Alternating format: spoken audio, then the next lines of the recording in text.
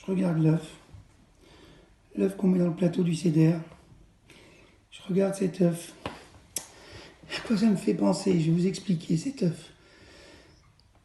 Si j'arrive avec quelques minutes de vidéo. Vous savez, la présence du Créateur du monde a toujours été un problème depuis la nuit des temps. Même quand il a créé le monde, nos maîtres nous racontent que sa trop grande présence fait que le monde ne peut pas vivre, puisqu'il est trop parfait par rapport aux êtres que nous sommes. Imparfaits, donc on ne peut pas vivre ensemble. Quand il est trop présent, le monde ne vit pas. Et quand il est trop absent, c'est... Quand il n'est pas assez présent, c'est la loi des hommes qui s'installe. Aléatoire, une fois la démocratie, une fois le fascisme, une fois la violence, une fois des temps de paix. On est perdu. Donc c'est pas si simple la présence du Créateur dans notre monde. C'est pas si simple. Le Beth Amikdash était un bon compromis.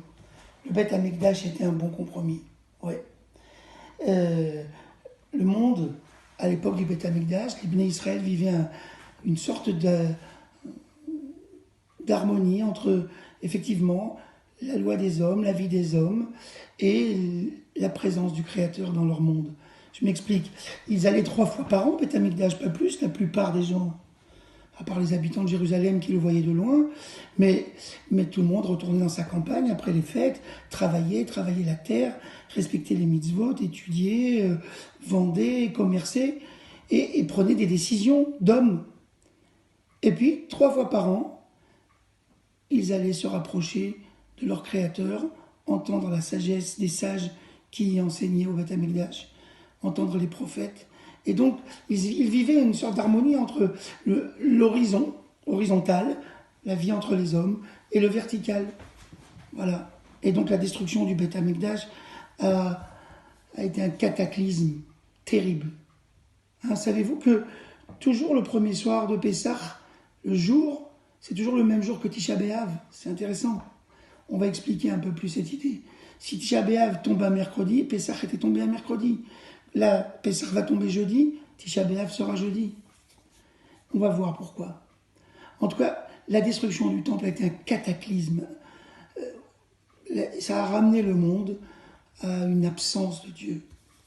Une absence d'Akadosh Baruch Hu dans le monde, une absence du Créateur, c'est-à-dire l'installation du doute au point que les philosophes, petit à petit, ils ont dit Dieu est mort. Je ne vais même pas dire le nom de celui qui a dit ça. Mais nous, les Bnei Israël, nous sommes porteurs de quoi? Eh bien, nous sommes porteurs de l'idée que non.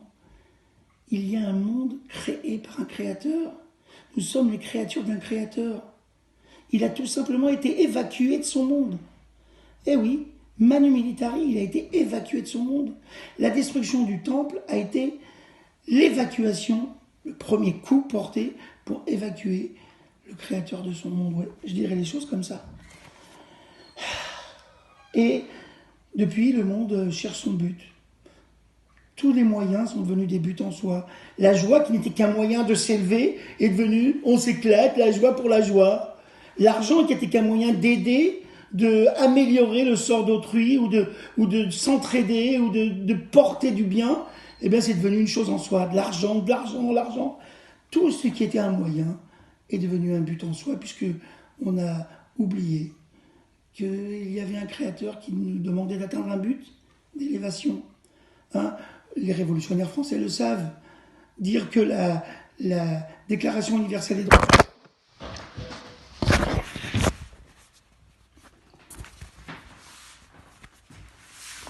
C'est tombé, alors je remets. C'est les révolutionnaires français qui n'ont pas beaucoup aimé ça. Mais dire que la Déclaration universelle des droits de l'homme n'est pas inspirée de la Bible, de la Torah, c'est un mensonge. Simplement, on a enlevé le nom de Dieu. Voilà. Eh bien, j'espère que vous me voyez là. Voilà. C'est pour ça qu'on met un œuf sur le plateau du soir du Seder. Voilà. Qu'est-ce que c'est un œuf? Ça remplace le Korban Chagiga du temple. Quand on allait au temple, on a mis un Korban Pessah, et puis on a amené un repas de partage de viande avec le Créateur, Korban Chagiga. Ben, comme il n'y a plus le temple, on met un œuf. Pourquoi un œuf? Un œuf, c'est le signe d'un deuil mitigé. C'est un potentiel fermé. Tout peut arriver à un œuf, écrasé, jeté, fécondé, cassé par l'intérieur par une vie, un animal, un oiseau, un bel oiseau qui s'envolera. Tout peut arriver à un œuf. L'œuf, c'est le signe de l'interrogation. Depuis que le temple est détruit, que va-t-il nous arriver? Allons-nous rester fermés et notre potentiel fermé? Ou bien va-t-il s'éclore et va-t-il aboutir à un autre monde de meilleure qualité? C'est ça l'œuf du plateau du Seder. On ne peut pas faire la fête, on ne peut pas se réjouir à Pessah sans penser que c'est la même date que Tisha B'Av. C'est-à-dire, on est en situation de potentiel suspendu.